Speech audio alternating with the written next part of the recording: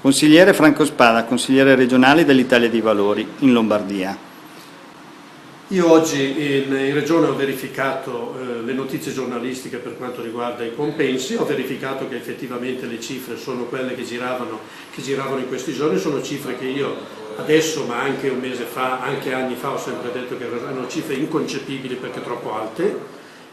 Io sono sempre stato anche per la riduzione del numero di consiglieri regionali, che poi però invece non è mai stata fatta, quindi non solo sono sempre stato e lo sono tuttora per la riduzione dei compensi, ma anche per il numero di consiglieri regionali.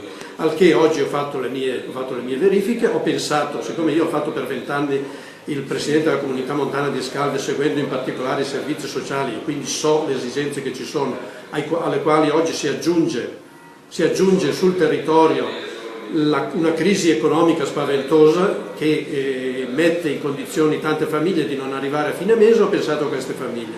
Quindi, siccome in questo periodo non ci sarà un gran lavoro, io ho pensato di mettere a disposizione quello che prenderò, togliendo ovviamente le mie spese, perché le tasse su quello che prendo bisogna pagarle, per due strutture di carattere per gli anziani e per i disabili in Val di Scalve. Una è a Schilpario e l'altra a Via Minore.